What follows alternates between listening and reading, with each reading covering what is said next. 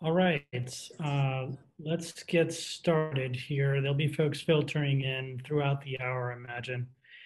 It's great to see everybody.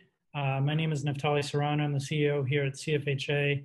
I see many familiar faces and names. It's great to have you guys here.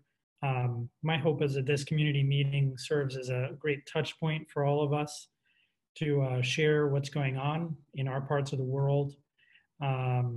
And to gain some encouragement from one another and hopefully some good practical ideas as well about how we kind of go through things. Let me give you a sense of what the agenda is for our meeting today, and then we'll jump right in. We're going to start with a very, very brief centering meditation just to get us sort of rock solid on both of our feet. Feet is already plural, on our feet. While we do that, I'm going to ask you guys also, not during the meditation, but after the meditation, to begin to filter in the chat section any particular questions you want addressed, things you'd like to share, etc. So that will be an ongoing piece throughout our meeting. I'm going to give a few sort of opening comments related to where I think we are now, a couple of weeks, well, now almost a month into where most of us have been quarantining and having significant shifts in our workflows.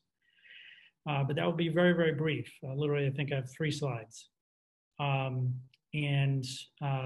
depending on our group size, we'll either break up into small groups and do some small group work, and then come back into a large group, or we will stay as a large group and just have an open forum discussion on some of the key challenges that we all face. So that's our agenda for today. You all start off as muted. If you, at the right time, want to speak, just raise your hand, like on the thing, there's a raise your hand thing. Or type in the chat that you want to speak. I really want people to feel like they have an opportunity to not just type if they need to, but also share what they're feeling audio-wise. All right, so let's get started. We're going to get started here with an opening meditation. And I have an image to help us with that meditation. It's something that I've been using to center myself as I deal with my own anxieties and fears and concerns and the mental load of everything that we've gone through over the last few weeks. And so the image that I want you to think about as we just take a couple of minutes to center in is this image of a rock in a stream. And we're going to use that image of the rock to help us understand that we are strong in the midst of these sort of crises. We're stronger than we think, that we can stay centered, and that the water that flows over us, the water of the crises and the different things that we have to handle every day, they affect us. And in fact, they shape us on some level, but they don't move us if we stay centered. And that's the image that I want you to have as we take a couple of moments to center in. I'm close my eyes. You can do whatever you wish, whatever feels comfortable to you. But I just invite you to take a moment and center into your breath by first sort of centering in with one long, deep breath that you hold at the bottom, just like we do with our patients. So you take a nice deep breath in, and you hold there at the bottom for a couple of ticks, and you slowly let that air out. And you hold there, holding the air out for a couple of ticks. And take some time then to bring that air back into your lungs, filling your abdomen nice and full, and once again, holding there.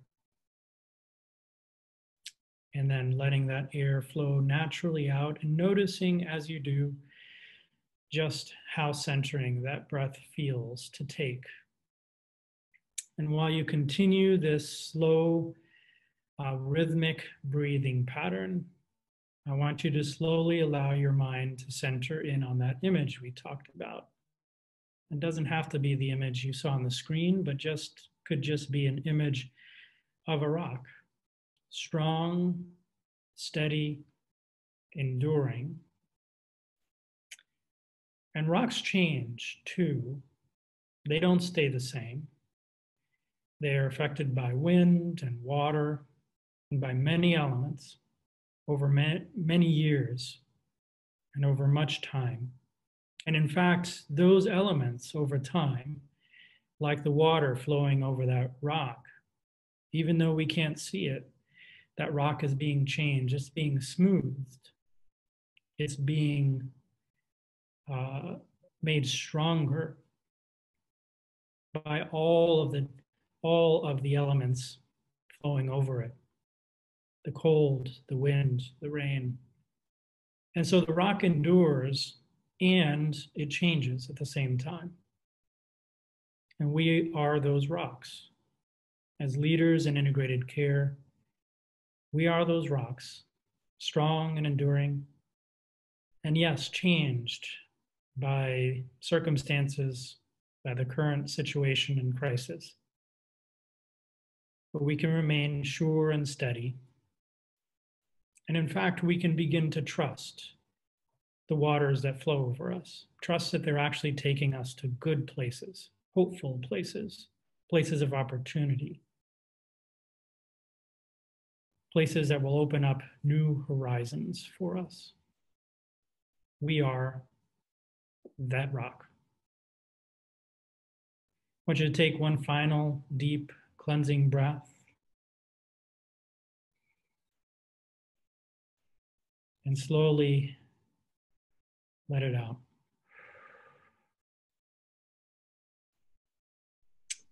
All right, and then gently open your eyes and retune.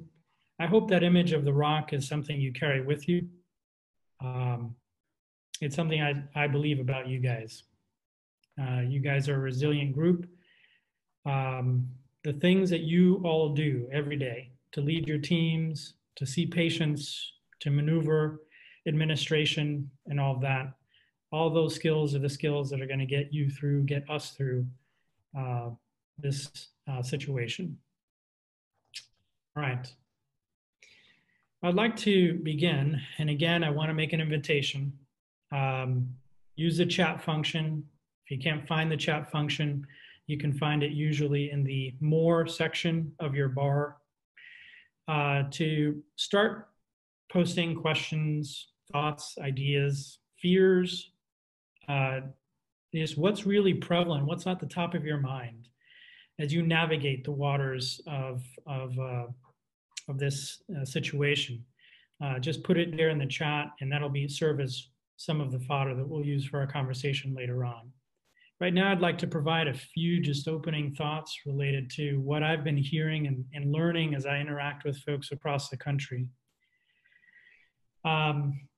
So what's been interesting is there was a whole lot of activity early on to do a lot of telehealth stuff.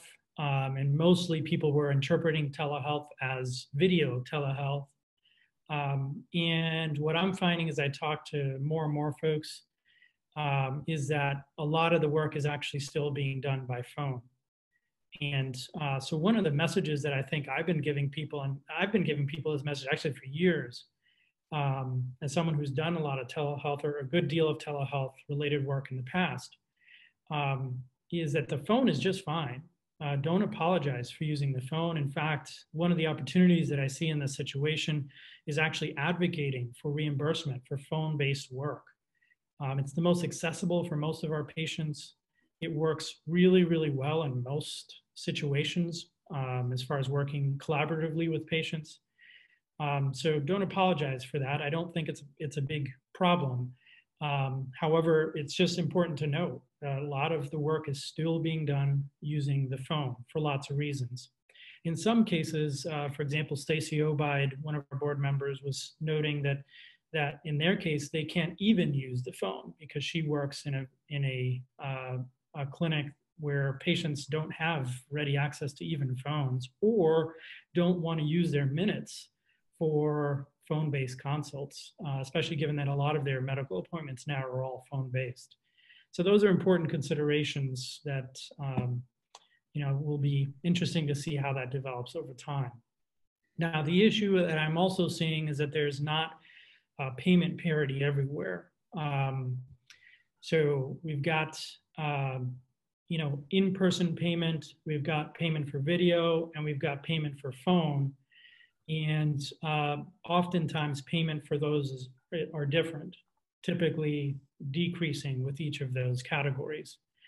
What we really ought to be pushing for is parity. There's really no evidence that in-person versus video versus phone. In fact, if you do some lit search around these, you'll see that there's at least some evidence showing that there's similar clinical outcomes for each of these mediums. So that's an issue, particularly because of some of the financial crunch that clinics are under. The other key theme that I'm seeing is that a lot of clinics are struggling with their integration goals. And they're asking themselves the question, should we be shooting for integration at this point? Or should we do what our system is telling us to do, which is just like ramp up the numbers of patients that we see, because we need to see some volume. And my general counsel to folks has been to really align what you're doing with what your system is trying to do. So I don't think we have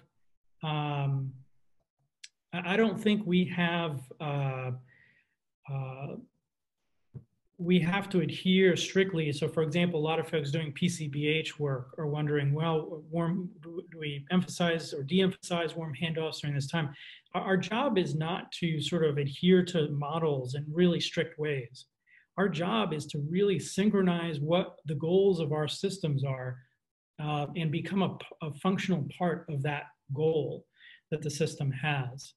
And so I think there are situations where it's fine to say, look, we're just, warm handoffs don't make a lot of sense right now. Because a lot of the visits that our providers are seeing in person are really urgent sick visits that don't lend themselves to behavioral health issues.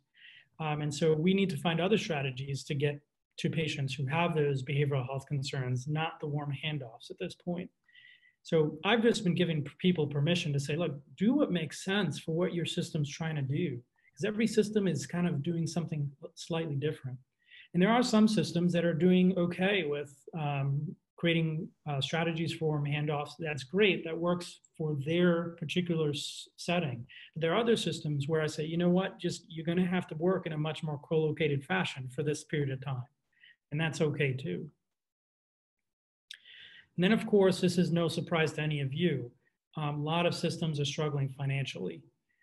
And some of the effort of Congress is coming down the pike and maybe helping some of that as clinics can apply for some of this funding, as HRSA puts out some funding for their clinics.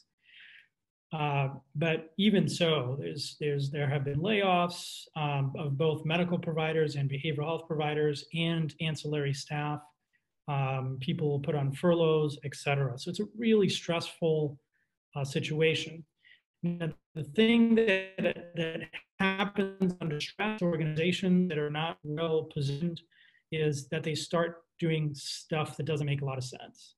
So I had one system that told a BHC team of 2.5 people that they would need to cover 65 clinics in their system. That's a ridiculous ask, but that's the kind of thing you see in this circumstance where people, because of financial stresses, administrators push down that stress down and without vision really set goals and standards that just don't make a lot of sense. And my guidance to folks there has been, hey, you can't reach unattainable goals. So, do the best you can, but don't put that kind of pressure on yourself. And then we all know this, but COVID anxiety is on the rise. I think we're probably going to see more of it in the general public and the general population as the isolation lengthens. And a lot of it obviously is going to be reflected in the decision making that government and state officials make in the next few weeks. I think, for example, if we see lengthening of quarantine periods, I think you're going to have folks sort of wearing down and reaching out for more and more support. Now, on the positive side of things, and I have seen some really good positives. It's been actually a lot of positives, and this is where that sort of rock metaphor is really helpful. This is a transformative time. This is a time where doors are being opened, and if we step into those as integrated care professionals effectively, those doors may remain open for us and provide opportunities for us outside of this time.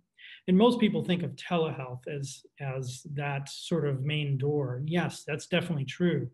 But beyond that, I think one of the main things I'm seeing is that there are some behavioral health teams that are now rock stars in their clinics because their organizations have turned to them and said, hey, can you create a plan for our staff's wellness, to maintain wellness during this period of time? Can you help us understand how we can communicate to our staff? And so I've seen all sorts of really creative things that behavioral health teams have done that are only going to solidify the role that behavioral health has in those clinics.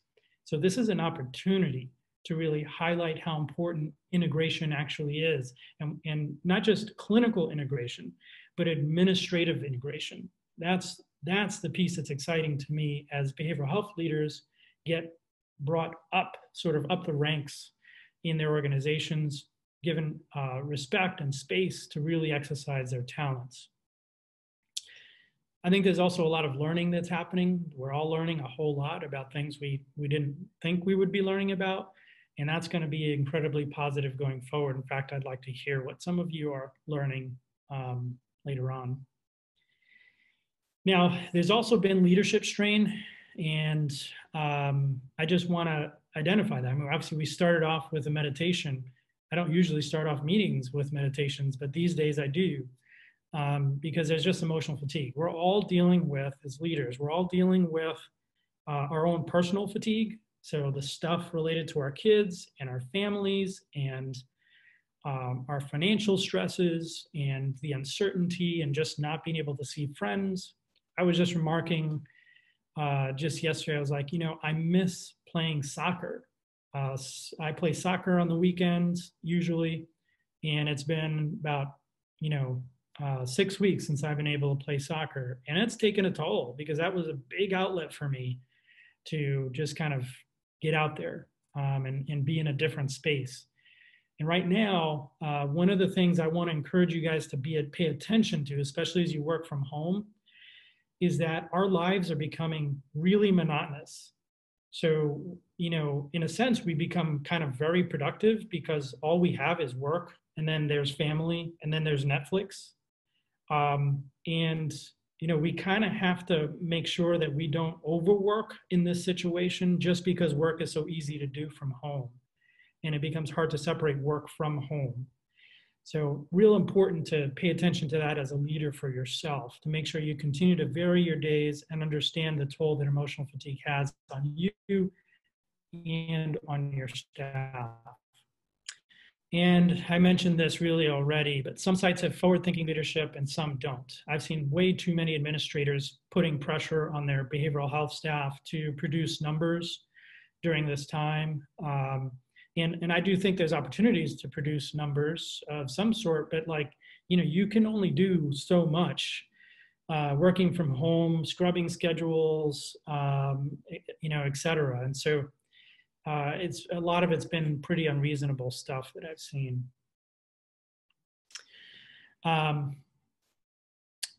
So I'm going to actually exit out here for a second. Hold on a second. So I got something blocked. There we go. So these are all important pieces, I think, that I've been coaching leaders on. But the most pressing piece are these last two, which is it's really hard to plan for the future right now. And that's really tough as a leader. You have to understand that cognitive strain because as a leader, that's what you do. You are always thinking about the next steps. You're always trying to think, what are we going to do 3-6 months down the road? Right now, you can't do that more than a week or two at the most down the road. And that's really difficult to deal with cognitively. Um, that will change. That will change with time as we get a little bit more clarity about things. But I think for the foreseeable future, when I say that, I mean probably for the next at least, I would say at least 3-4 months, future planning is going to be difficult. And that's just something we're going to have to adapt to and just be more comfortable with going with the flow and making decisions as we go, which is not what we usually, the usual mindset we have. We are typically planning for a future that does involve telehealth. That's part of what we're thinking about. And that's great. However, the caveat that I have for folks with that is, I kind of subscribe to the theory that the more things change, the more they stay the same. So we want to be very measured about how we think telehealth and its role will be going into the future. We don't know exactly what it's going to be like. We don't know if insurers are going to revert exactly back to where we were before and not pay for this stuff, right? So we don't want to be planning too far ahead in ways that are not necessarily going to be helpful. All right, last piece of advice here, stay the course.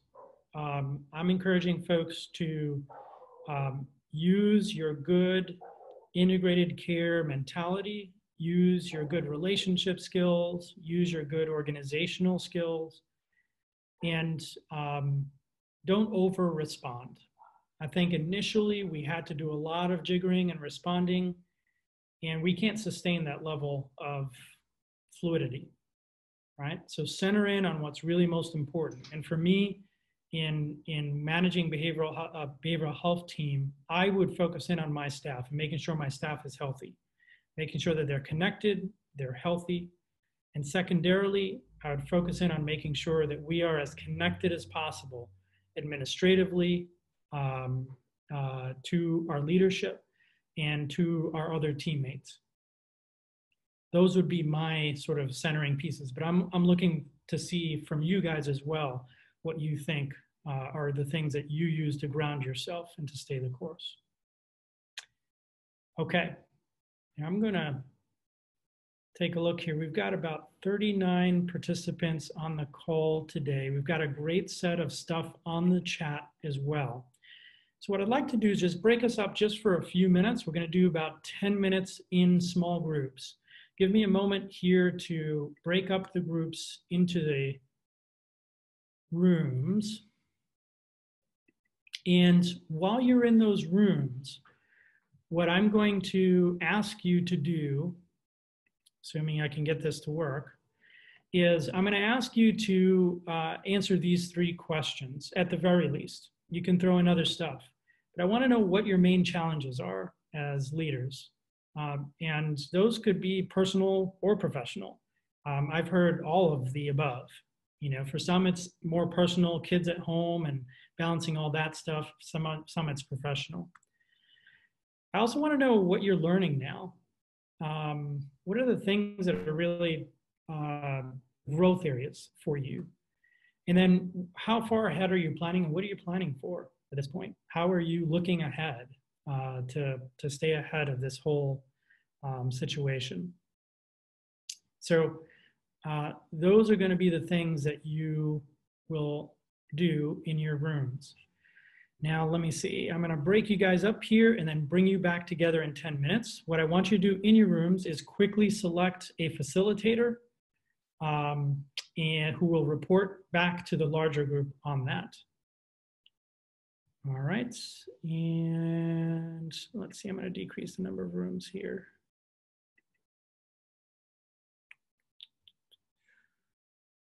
Okay, let's see. All right. See you guys in 10 minutes.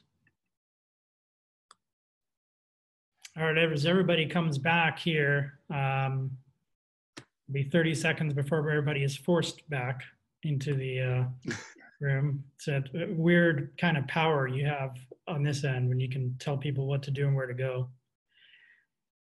That was my first breakout session. That was really exciting. Thank you. Good. Yeah, like I said, we're all learning, right? So there's a few different categories in the chat that I saw of questions, and there's some sort of procedural stuff that people want to talk about, like how they're keeping their numbers up during this time, how they're doing screenings. And then there's some stuff related to the trauma on the workforce and kind of coping with that. So that's an area that I want to get to here on our remaining time as well. And then there's some that's patient focused about how people are anticipating sort of dealing with the spike once we do return to in-clinic work, or even before then, related to sort of basically the sequelae of the COVID-19 stuff. So those are the things I saw in the chat. I want to get to those, but I want to at least have a few of the small groups report out.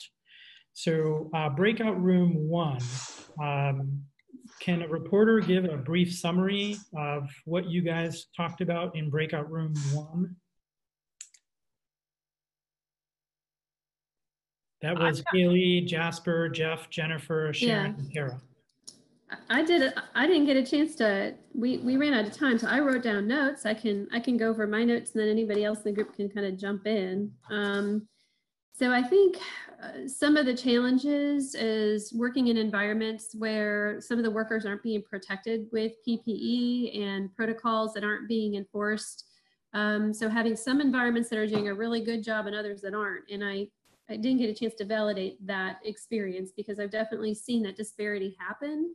And not necessarily because of access of PPE, just there's a lack of an infrastructure among healthcare systems in sharing information, which is why I was so glad CFHA stepped up to put out that policy statement, because I think that policy statement, and maybe you could refer to it, can sort of help if that can get disseminated to some of those places. I talked about how a lot of times, we're condensing our brick and mortar hours and expanding our telehealth hours, but that's creating more awareness too of patient needs, like not thinking about substance use issues where people are stockpiling substances and then have to try to figure out, okay, how do I ration this and not overdose? And so I'm not really thinking about that as being a behavioral health consequence of COVID-19, is people are stockpiling addiction and then figuring out how to manage that. And then there's been that, challenge some states have had of whether we keep the ABC stores open or closed, and not a lot of people being aware that if we close them, then we'll flood our emergency rooms with withdrawal. So I think there's just a lot of things behavioral health wasn't prepared to manage, and that was some of that. Most people are sort of reacclimating in their roles, trying to think of innovative ways to reach out. A lot of focus on employee wellness, reaching out to other healthcare systems, putting together toolkits to sort of help people. Really innovative in that way, but thinking 1 to 2 weeks at a time seems to be as much as people can do right now. So, and then some people have experienced their own job changes to sort of help, the systems in response to wellness in their workers. Great, thank you, Jennifer. That's a great summary. Breakout room 2. That's Christine, Deepu, Devin, etc. Yeah, that was our team. So one of the main things that they reported out, the challenge between the communication with the BHC team, also the need to support not just patients, but also medical staff. They're struggling with a lot of stress and fear, particularly for those who have to go to hospitals, and the fear of, bringing the virus home. Another challenge was to just get used to the platforms, the IT platforms, in particular for those who serve Spanish speaking, because the platforms are all based on English. And then when you're trying to explain it to a Spanish speaking patient, that's been very challenging. Another thing they mentioned was that they have been reporting reduce of seeing patients. So how to keep engaging, because a lot of them, they decline the video, they prefer the phone, but even with the phone, they're still, you know, they'd rather not even have that session. So how to get engaged with elderly or those with high risk of depression or other mental health issues. Yeah, great. Thank you, Martha. I'm also acknowledging the comments that are coming in on the chat. Elizabeth Nickel has a great comment about whether, you know, with, as you mentioned, Martha, where our behavioral health staff are being asked to produce modules and meditations and debriefing times and regular check-ins. And so, but how about the behavioral health staff themselves and how they're dealing with it? So that, I'd be curious to know whether the efforts to support staff are inclusive of behavioral health staff, or if people are just thinking that behavioral health people are immune to all this stuff. Yeah. All right, breakout room. Let's do one more breakout room here. And then I want to get to some questions. So can we have breakout room 4? Report out. That's Amy, Benjamin, Clarissa, Dave Haddock, Laura, Melissa. Sure, that was our room. So many things that everybody has already said. So I think some of the things that I want to highlight is the sense of isolation that people are feeling by going into their office or their home office or their work office and staying from 7 a.m. to 6 p.m. and not seeing another person. So challenges around that, challenges around really trying to support, and some of this was said, like the administrative needs and concerns around productivity and financials versus the BHCs and you know, how they're taking care of themselves. So that point that you bring up, Neftali, is so important. I think the piece, we had David in our room, and he brings in the piece around you know, how are we supporting patients who are doing this onboarding that's all in a tele format? And so really looking at how do we use tools correctly. They're talking about some of the people using the PHQ-9s in context versus just looking at numbers, and other ways that we can be really supporting that patient onboarding. So I would say mostly those things to add. Great. And I want to just highlight a couple of things that are also highlighted in the chat. So I think that one of my concerns from a workforce standpoint is that this is a situation that will exact attrition on us in our psychological resources, and our organizational resources. So over time, one of my questions I would have for myself and for my staff would be, how does this affect our ability to produce? Is it reasonable to expect the same production at home in these conditions as in a clinic setting? And I see some head shaking. Yeah, I don't think so. I think that there's a cognitive load that's a part of this work because of the conditions, and it's more than just doing telehealth, because it's not just the telehealth stuff. It's really the telehealth combined with the social isolation and the collective anxiety. I know one of the commenters on the chat said, talked about the collective trauma. I think this notion of collective anxiety is really important for us to apply to the workforce, because there is a drain cognitively on each of us as we do this, and we're having to do all this work without any of the positive inputs into our lives that we usually rely on. You know, the friends, the hugs, as one director was saying, the happy hour with her girlfriends that she can't have right now, right? So each of these inputs are not there, and yet sort of the attrition of the demands are weighing on us week by week. So it's just, you know, it's something to take into account from a productivity standpoint, because I don't see a scenario where reasonably you can expect the same amount of productivity from a home setting as now. So I think advocating that reality, both for our own staff, but really for the medical teams in general, because we're all dealing with the same sort of stuff is going to be super, super important going forward. And I know that's tough with the financial realities that CEOs and CFOs are dealing with.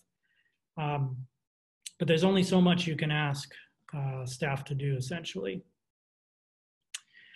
I want to get to a couple of the questions in the chat and get your responses on this, because I've heard these as well. So two things. One, Laura mentioned just now, which is around screening and how you're doing those sorts of things. I can tell you, for example, with my work, like it's really hard for me to integrate PHQ-9 screening into a consult by phone. It takes a lot of time. I want to focus more on sort of the pertinent clinical questions. But that's one of the questions. Are places finding nice ways to integrate screening if you're using Epic MyChart, for example, and you send a survey, that kind of a thing? Or is screening going by the wayside? The other procedural question is just how you are dealing with the productivity issues. So for example, Mike Brunner points out that he tried something first related to how he structured his BHCs. So I'll read some of what he wrote. 4 BHCs and 4 clinics at a 15-hour system. First thing they tried was restructuring them as a single pool available for telehealth visits. I've seen this solution proposed by a lot of clinics. So basically you put everybody in one pot and then it's a first come, first serve. Whoever gets a referral and picks it up, takes it. Kind of almost like an Uber type situation. Call center was connecting patients to them, but numbers remain low in that scenario for them. Next, they're going to try designating each BHC to 3 to 5 clinics and then doing some marketing and coordinating with the PCPs. And I'm not sure what the PMs are, but those might be some registration staff to generate more warm handoffs and more visits. So what are you all thinking about those two basic issues? Screening and then figuring out ways to stay connected from a referral standpoint. And we're few enough participants that if you just unmute yourself, go ahead and unmute yourself.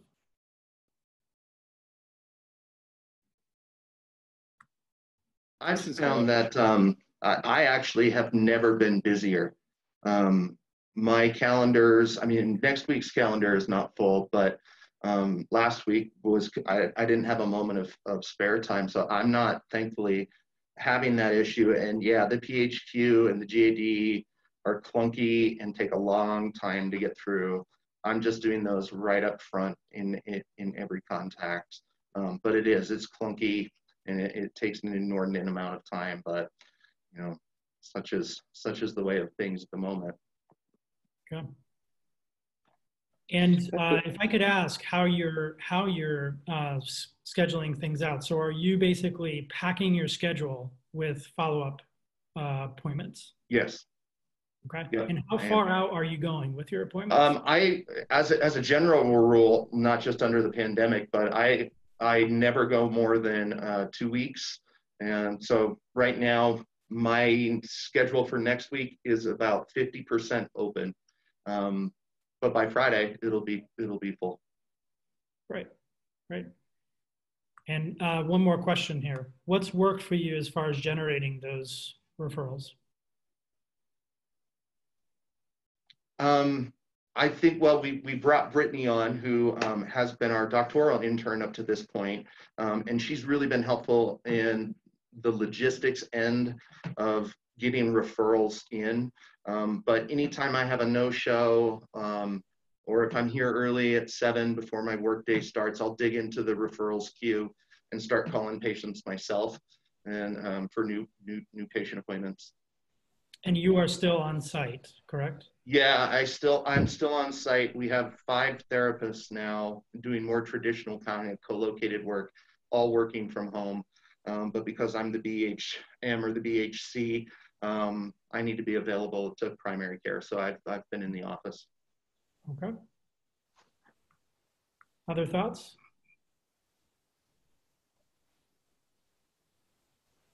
From a community-based standpoint, where we're now doing telehealth and working with a lot of all of our people are on Medicaid. So lower socioeconomic status. Some don't have the capabilities of video. So whatever capability they have, that's what we're using. We tell them up front, like, we have to do the PHQ-9. We also do what's called a smart screener, which actually has the PHQ-9 in it. So we just integrate that as we're doing the PHQ-9 through the smart screener. We're entering the data in our database for the PHQ-9 because they're two separate systems.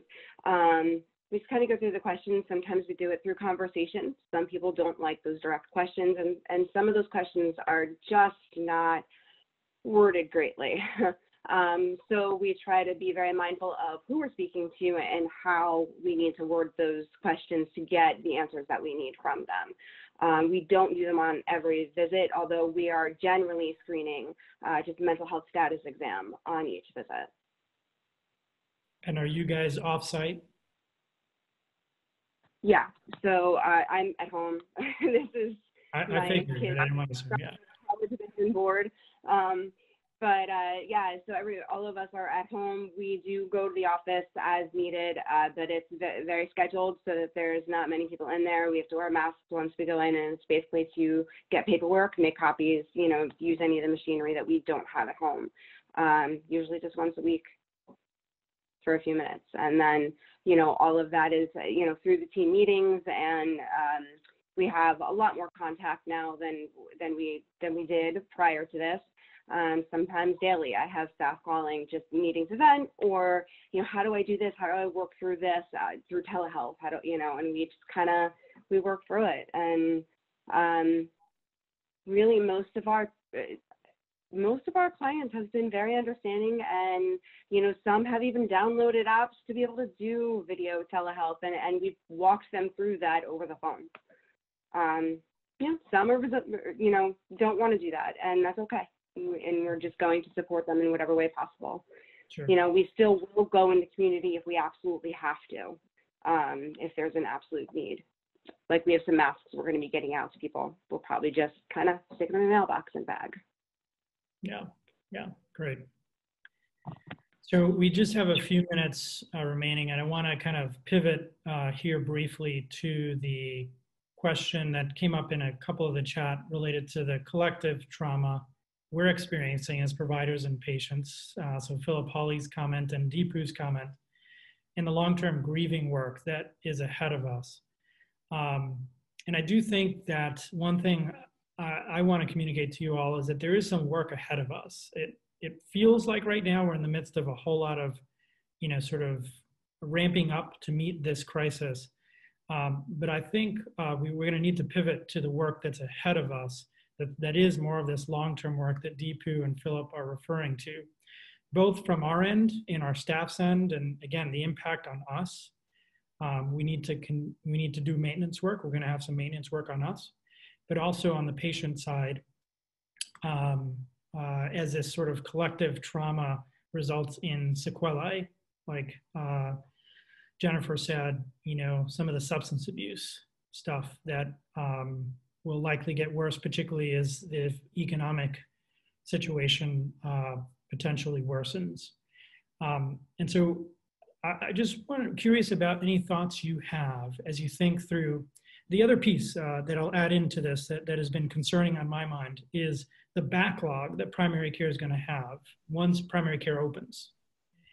I've been a little concerned that we close primary care too abruptly, and that there will be a huge backlog of folks coming in with needs, and we're going to have to work that off over the next whenever we open, it'll be whatever amount of time after that, working off all those pent-up needs.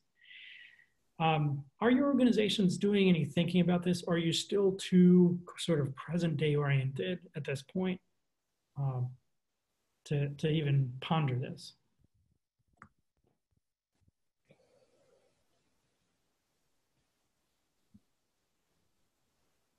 I can speak to that a little bit. In Philly at my FQHC, we are, each of the medical providers has, so we changed our entire structure basically and consolidated our clinics into 2 main clinic sites that are on site. So our brick and mortar, one specifically for folks with COVID symptoms, the other one for non-respiratory issues, so that we can still do urgent care, basically. But then also each of the medical providers has a list of somewhere between 8 and a dozen sort of higher risk, or like we want to make sure they're on the radar patients that their scheduler is reaching out to get on their telehealth schedule. And so that's been really helpful, just to sort of keep some of our primary care going, and also give us a sort of weather vane on how we can continue to open up as we progress through this. That's great. And I want to encourage you all to begin to be forward thinking about those issues and bring them up, because the more proactive we can be, the better it's going to be long term for what we're going to experience when primary care opens up. I think there's going to be an adjustment period once things actually open up that will itself be painful.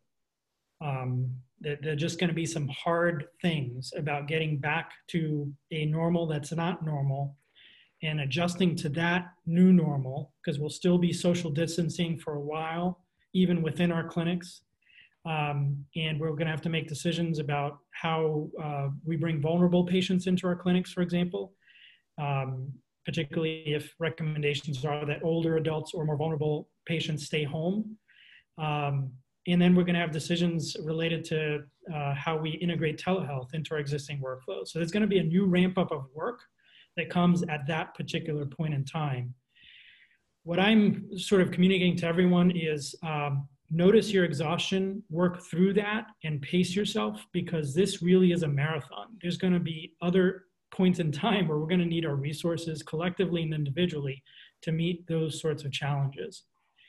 The worst thing we can do in the middle of a crisis is to get locked in and just focus on the crisis itself, and then not be prepared for what we need to do 1 month or 2 months down the road. All right. I know that there's much more that we could talk about. Thank you all for joining today. I want to invite you to continue this conversation. You can email me if you have particular things that you'd like to address. You can please email the listserv and put things out there. But particularly if you're struggling, if you're a leader who's struggling, if you're feeling weighed down, please reach out. Reach out to us at CFHA, reach out to your community. No one is unaffected. No one should feel embarrassed about struggling and being on the verge of tears at least a couple of times a day. As leaders, we are carrying a whole lot these days. And so as staff and as an organization, we're paying particular attention to our leaders for that reason. So again, thank you very much for who you are and what you do. Keep up the great work. We'll continue these conversations over time as long as we need to. Thank you. Have a good rest of your time, guys. Bye, guys. Have a good day.